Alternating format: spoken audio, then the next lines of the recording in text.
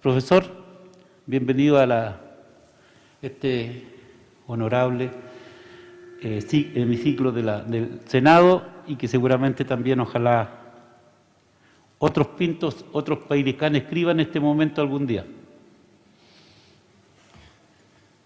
Bueno, muchas gracias. Buenas tardes.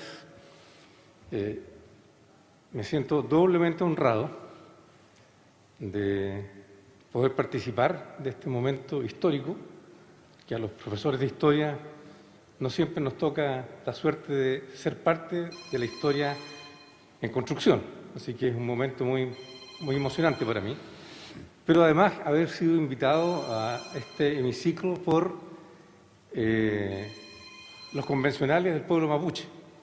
Me siento también profundamente honrado por ese reconocimiento que agradezco muy sinceramente. Quiero compartir con ustedes una reflexión sobre el Estado y la violencia en la historia de Chile. En la teoría, la comunidad le entrega al Estado el monopolio de la violencia para proteger a la comunidad, por una parte, de agresiones externas, y por otra parte, que los integrantes de la comunidad se maten entre sí. Ese es el sentido que tiene, que la comunidad delegue en el Estado el monopolio legítimo, dice la teoría, del uso de las armas. Teóricamente, entonces, no se podría entender que el Estado emplee contra la comunidad o contra sectores importantes de la comunidad esa misma fuerza que la comunidad le entrega para defenderla en su conjunto. Esa es la teoría. Pero la historia concreta y real con la teoría no siempre dialogan armónicamente, más bien al contrario. Y a menudo el Estado en el mundo y en nuestro país ha cumplido este rol impensable de emplear la fuerza que la comunidad le entrega en perjuicio de esa misma comunidad. Lo que quiero hacer entonces ahora es un rápido recorrido por lo que me permito denominar los 3 momentos fundacionales de Estado en nuestra historia republicana, y que para efectos de economía de palabras voy a denominar el momento portaliano, asociado al ministro Diego Portales, el momento ibañista, asociado a Carlos Ibáñez del Campo, y el momento pinochetista, asociado a quien ustedes ya se imaginan. Los 3 momentos en los cuales se funda y se construye Estado en Chile. Ahora estamos en el 4º, aquí, en este momento.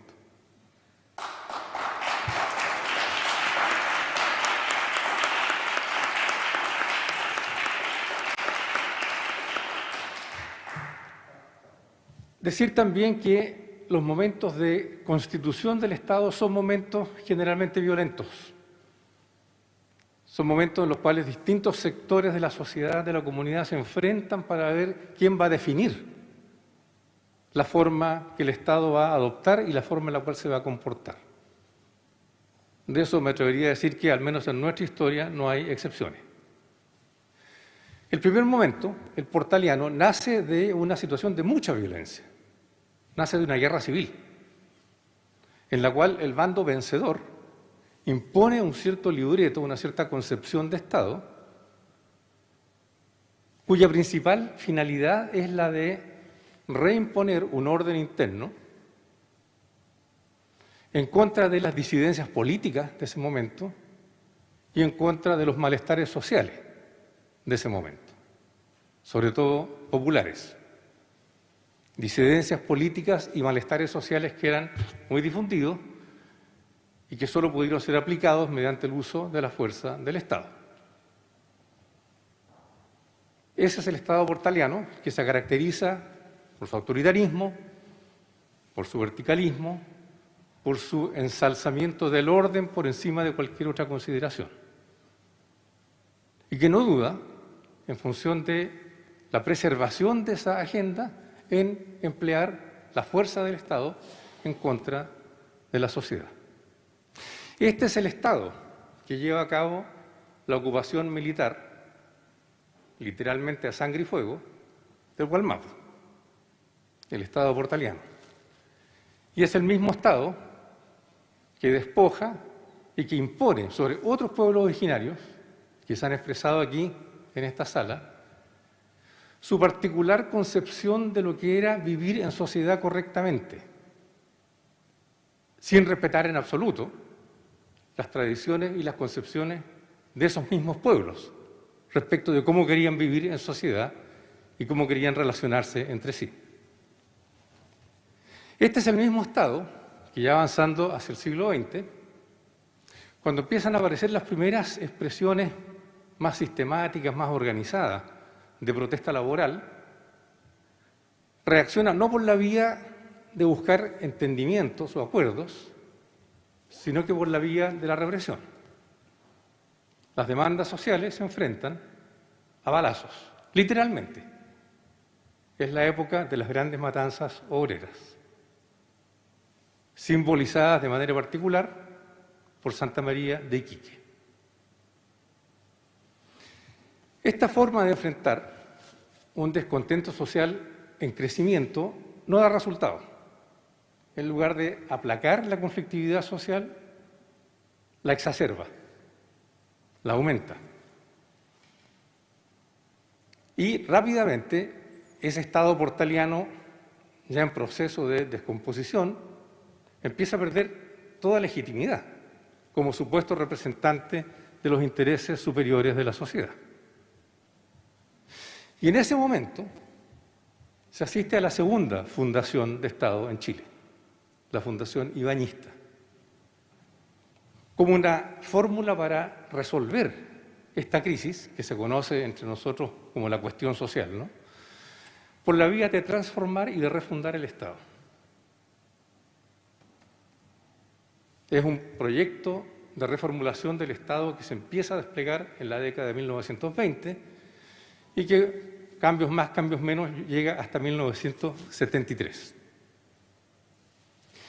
También en ese momento fundacional se despliega la violencia del Estado. Cuando yo identifico a Carlos Ibáñez del Campo como una figura asociada a este momento, estoy hablando de un militar que está a la cabeza de un movimiento militar y que moviliza, lidera a las Fuerzas Armadas en este proceso de imposición de un nuevo orden estatal a través de 2 golpes de Estado. Ustedes se preguntarán por qué las Fuerzas Armadas inician un proceso que en el fondo se plantea en contra de los sectores más poderosos del momento. Porque algunos elementos dentro de las Fuerzas Armadas y de la clase política de ese tiempo, estoy pensando en Arturo Alessandri Palma, se dan cuenta que por la vía de la represión, en lugar de resolverse la crisis en que se movía el país en ese momento, lo que se iba a hacer era agravarla y arriesgar un desenlace todavía más catastrófico desde el punto de vista de ellos. Por tanto, se procede a enfrentar la resistencia de los sectores, de los grupos de poder que se sienten más amenazados por este cambio, un poco obligando a que se acepte y se acate una forma diferente de concebir el Estado. Por eso también se parte con un despliegue de la fuerza estatal. Este Estado que se funda en la década de 1920 va a tener características bien distintas del anterior. Va a ser un Estado políticamente más inclusivo, va a reconocer a sectores antes excluidos como actores políticos, sobre todo sectores populares. Pero lo más importante, se va a hacer cargo de las demandas sociales que alimentaban este proceso de creciente movilización popular. Por la vía de políticas laborales, políticas sociales, protecciones que se empiezan a brindar a los sectores más desprotegidos a partir del Estado.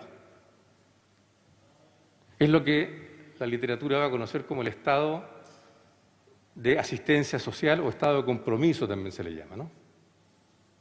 Un estado que, de nuevo, trata de recuperar su legitimidad como instancia conductora de la sociedad por la vía de mostrarse más sensible hacia las necesidades y hacia las demandas de los sectores más postergados. Y se logra una cierta pacificación de los ánimos que va a durar bastantes décadas. Repito, hasta 1973. En un país mucho más pobre que el actual,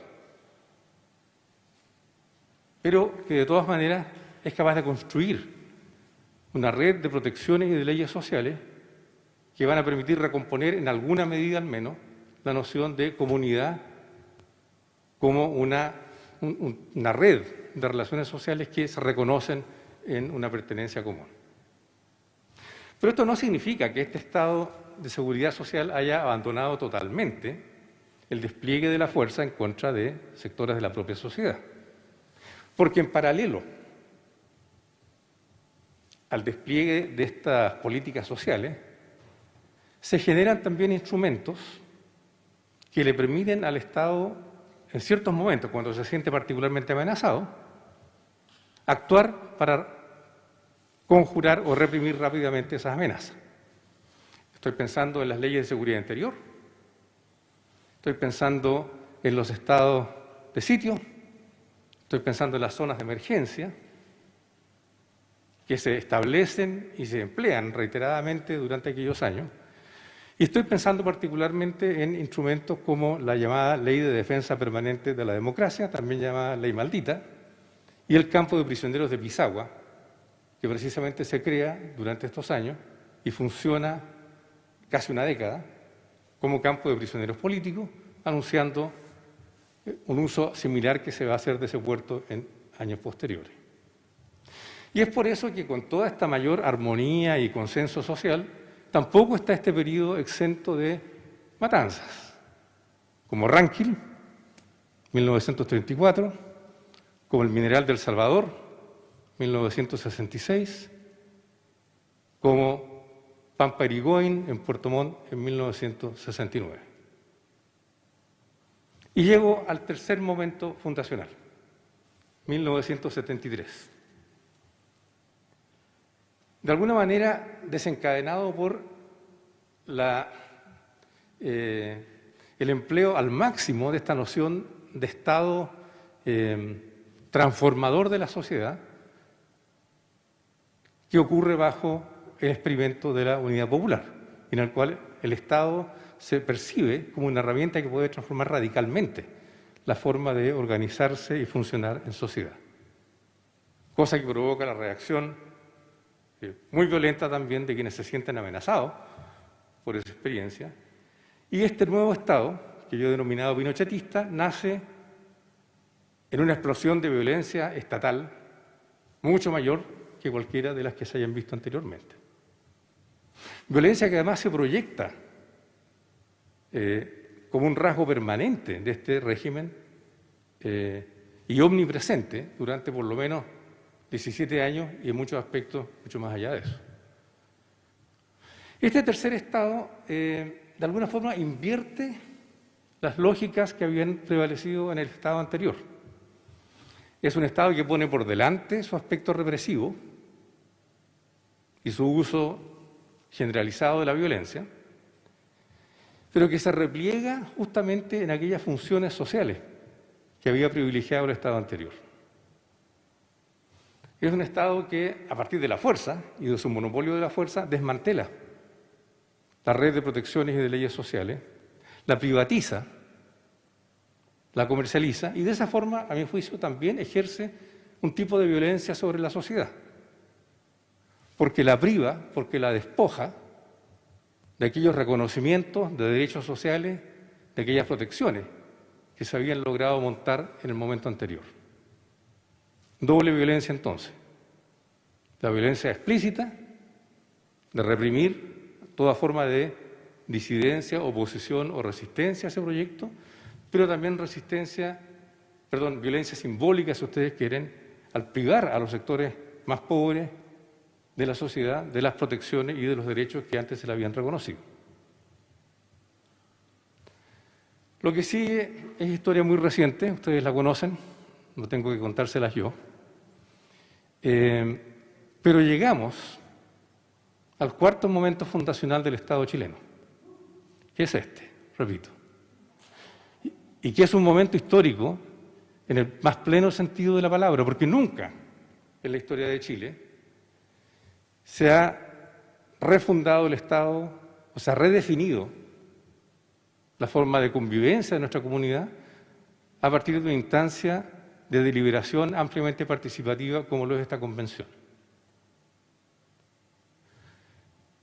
Es verdad que este cuarto momento fundacional no ha estado exento de violencia y no se escapa a la norma que hablaba yo anteriormente de que toda refundación estatal implica situaciones de violencia. Violencia desde la sociedad, pero también, que duda cabe, violencia desde el Estado.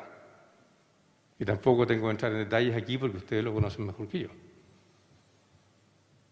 Pero ya estamos en el momento de la reconstitución, estamos en el momento de la refundación.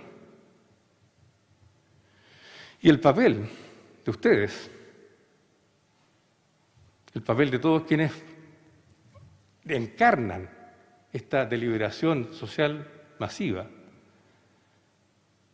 que es la Convención Constitucional, es asegurarse, no de erradicar la violencia del todo, porque eso no va a ocurrir nunca. La violencia es parte de la convivencia humana. Una parte lamentable, una parte que nos gustaría reducir al mínimo. El ideal es que no tengamos que convivir a balazos o a puñetazos. No creo que nadie se oponga a eso. Pero la convivencia humana inevitablemente genera distintas expresiones de violencia. Por tanto, ni esta ni ninguna otra convención constitucional va a poder erradicar la violencia del todo. Pero sí, esta convención constitucional puede y debe cautelar, porque el Estado que surja de esta cuarta refundación, que va a ser un Estado que de todas maneras va a administrar las armas de la sociedad, no las vuelva contra la sociedad y contra la comunidad misma.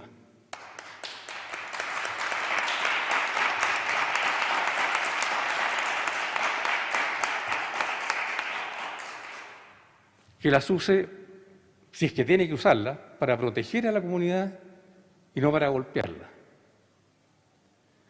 Y en esa tarea, que es una tarea verdaderamente histórica, y es una tarea verdaderamente refundacional, les deseo la mejor de la suerte y el mayor de los éxitos. Muchas gracias por permitirme estar aquí.